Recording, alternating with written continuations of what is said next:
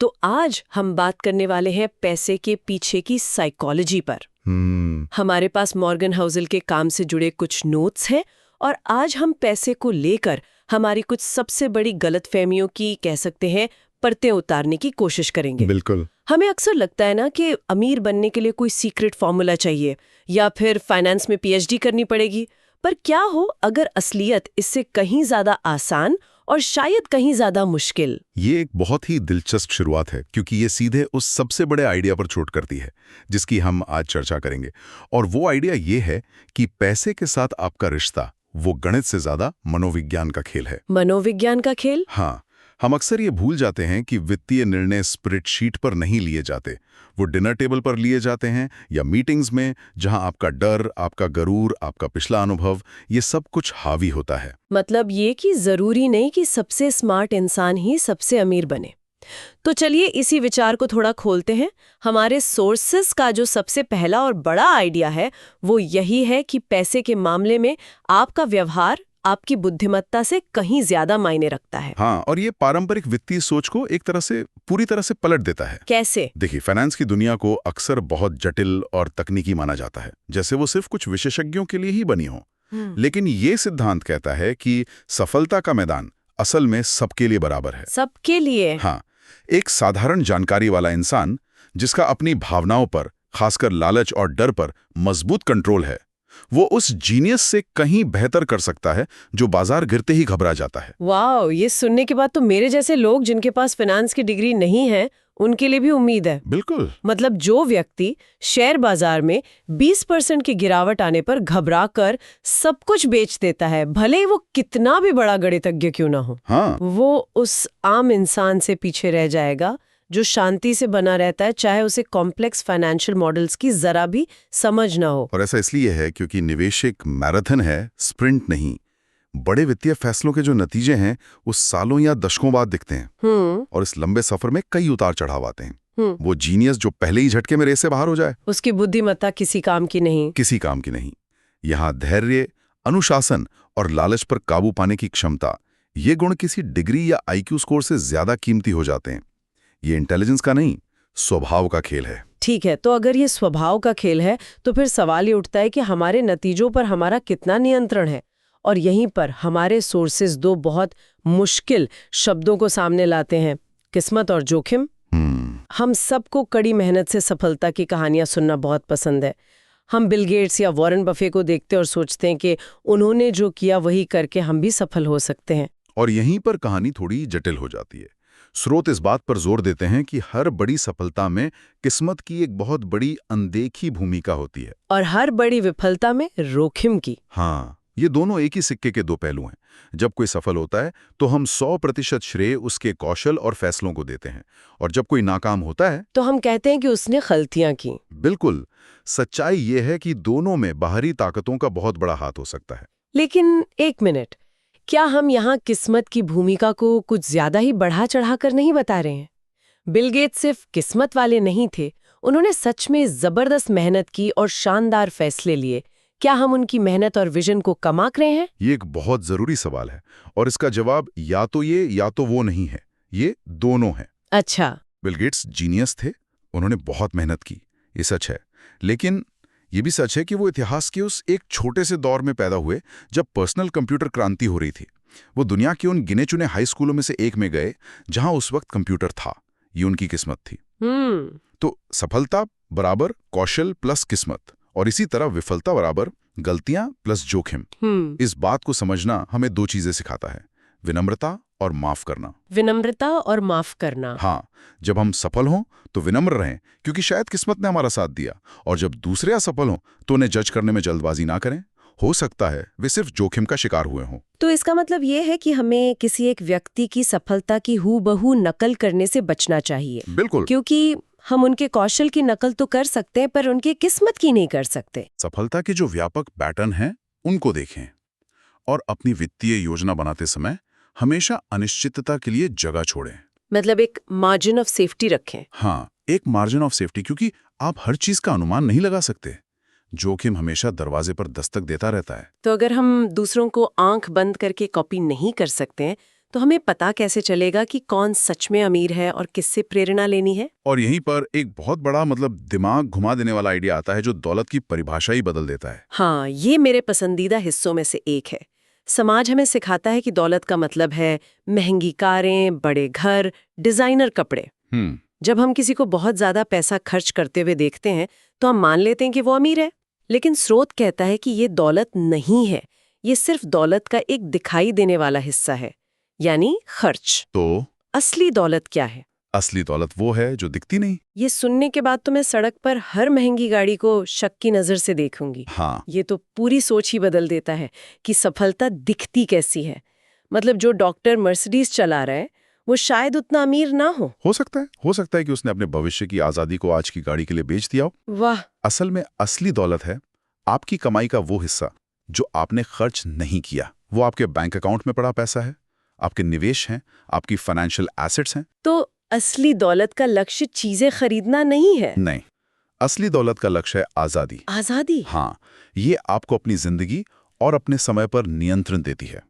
ये आपको वो नौकरी छोड़ने की ताकत देती है जिससे आप नफरत करते हैं। या आपको किसी मेडिकल इमरजेंसी से निपटने की हिम्मत देती है। या आपको अवसर आने पर हाँ कहने की क्षमता देती है। तो दौलत एक बर्फ के पहाड़ की तरह है।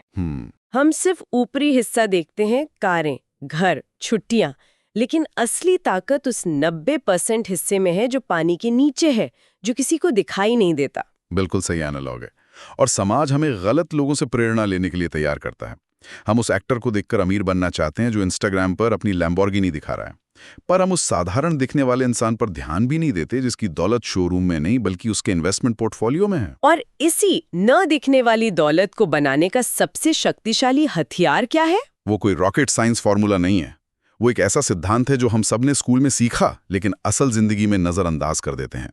कंपाउंडिंग। हाँ, चक्रवृद्धि ब्याज। लेकिन स्रोत इसे एक अलग ही नजरिए से देखता है ना? बिल्कुल। वो कहता है कि कंपाउंडिंग का असली जादू ऊंचे रिटर्न्स पाने में नहीं है। तो फिर किस में है? समय। वॉरेन बफेट का उदाहरण दिया गया है, जिनकी 99% से ज्यादा दौलत उनके 50वें जन्मदिन के बाद बनी है।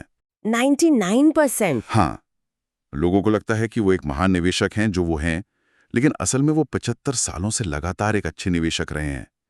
उनकी असली ताकत उनका कौशल नहीं, उनका लंबा टिके रहना है। ये एक बहुत गहरा पॉइंट है। ज्यादातर निवेशक पूछते हैं, मैं अगले साल सबसे ज्यादा रिटर्न कैसे पा सकता हूं, या कौन सा स्टॉक सबसे ज्यादा चढ़ेगा। लेकिन स्रोत के अनुसार सही सवाल यह होना चाहिए, मैं ठीक ठाक रिटर्न सबसे लंबे समय तक लगातार कैसे पा सकता हूं। असाधारण परिणाम सिर्फ कुछ महीनों या सालों में बेहतरीन स्टॉक चुनने से नहीं मिलते, वे दशकों तक बाजार में टिके रहने से मिलते हैं, ताकि आपका पैसा आपके लिए काम कर सके। ये तो बिल्कुल वो कछुए और खरगोश वाली कहानी जैसा हो गया। हाँ, बिल्कुल वही। खरगोश तेजी से दौड़ता है, हर नए चमकदार इन्वेस्टमेंट के पीछे भागता है और जल्दी ही थक कर या गलतियां करके रेस से बाहर हो जाता है। और कछुआ? जबकि कछुआ धीरे धीरे लगातार बोरिंग तरीके से चलता रहता है और अंत में जीत जाता है। तो यहाँ निरंतरता तीव्रता से कहीं ज्यादा महत्वपूर्ण हो जाती है। एकदम सही। कंपाउंडिंग को अपना जादू दिखाने के लिए समय चाहिए। छोटे छोटे लाभ जब दशकों तक बढ़ते रहते हैं तो वो पहाड़ बन जाते हैं। लेकिन इसके लिए आपको खेल में बने रहना होगा। हाँ, और यहीं पर हमारा व्यवहार फिर से सामने आता है। हमारा दिमाग शॉर्ट टर्म नतीजों पर ध्यान देने के लिए बना है, इसलिए दशकों तक धैर्य रखना बहुत मुश्किल होता है। ठीक है, तो खेल में लंबे समय तक बने रहना ही असली चाबी है, लेकिन ये करना कहना जितना आसान है उतना है नहीं। बिल्कुल नहीं। खासकर जब बाजार में उथल पुथल हो और डर का माहौल हो। और ये हमें एक बहुत ही प्रैक्टिकल आइडिया पर लाता है। पूरी तरह से तर्कसंगत होने के बजाय विवेकपूर्ण होना, इन दोनों में क्या फर्क है? ये एक बहुत बड़ा फर्क है। तर्कसंगत या रैशनल का मतलब है सिर्फ गणित और डेटा के आधार पर फैसले लेना। जैसे एक स्प्रेडशीट शायद आपको बताए कि लंबी अवधि में सबसे ज्यादा रिटर्न के लिए आपको अपना 100% पैसा इक्विटी में लगाना चाहिए। ये सैद्धांतिक रूप से सही हो सकता है, लेकिन विवेकपूर्ण या रीजनेबल होने का मतलब है ये समझना कि हम इंसान हैं, मशीन नहीं। हम डरते हैं, हम घबराते हैं। तो अगर कोई व्यक्ति बहुत ज्यादा जोखिम लेने से डरता है तो उसके लिए 100% इक्विटी में निवेश करना, भले ही तर्कसंगत रूप से सबसे अच्छा हो, एक खराब रणनीति हो सकती है। बिल्कुल हो सकती है, क्योंकि बाजार में पहली बड़ी गिरावट आते ही वो सब कुछ बेचकर बाहर निकल जाएगा और अपने तर्क संगत प्लान को नाकाम कर देगा। हाँ, मेरे एक क्लाइंट थे जो अकादमिक रूप से जानते थे कि 100% इक्विटी में निवेश करना लंबी अवधि में सबसे अच्छा है। लेकिन 2008 की मंदी में जब उनका पोर्टफोलियो लगभग आधा हो गया तो वो कई हफ्तों तक सो नहीं पाए। ओहो। आखिरकार उन्होंने घबराहट में, भारी नुकसान में सब कुछ बेच दिया। उनके लिए तर्कसंगत योजना विनाशकारी साबित हुई। तो अब वो क्या करते हैं? अब हम एक विवेकपूर्ण 60-40 पोर्टफोलियो पर हैं। 60% इक्विटी और 40% बॉन्ड्स। शायद ये कागज पर थोड़ा कम रिटर्न दे, लेकिन वो अब शांति से सो पाते हैं। और सबसे जरूरी बात, वो बाजार में टिके हुए हैं। तो सबसे अच्छी योजना वो नहीं जो गणितीय रूप से परफेक्ट हो, बल्कि वो है जिसके साथ आप अच्छे और बुरे समय में टिके रह सकें। बिल्कुल। ये बहुत व्यक्तिगत है। आपकी रणनीति को आपको रात में जगाए नहीं रखना चाहिए। और टिके रहने का ये आइडिया सीधे तौर पर पैसे के सबसे पहले और सबसे जरूरी नियम से जुड़ता है, सर्वाइवल। सर्वाइवल यानी खेल में बने रहना।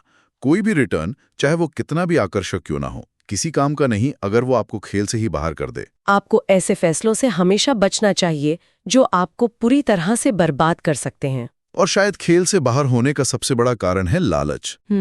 ये सोचना कि मेरे पास पर्याप्त नहीं है, मुझे और चाहिए और तेजी से चाहिए। और ये हमें हमारे आखिरी दो जुड़े हुए बिंदुओं पर लाता है।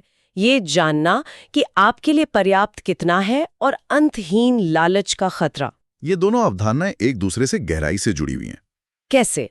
अगर किसी को ये नहीं पता कि पर्याप्त क्या है, तो उसकी कोई सीमा नहीं होती और ज्यादा पाने की चाहत में वो बड़े से बड़े बेवकूफी भरे जोखिम ले सकता है।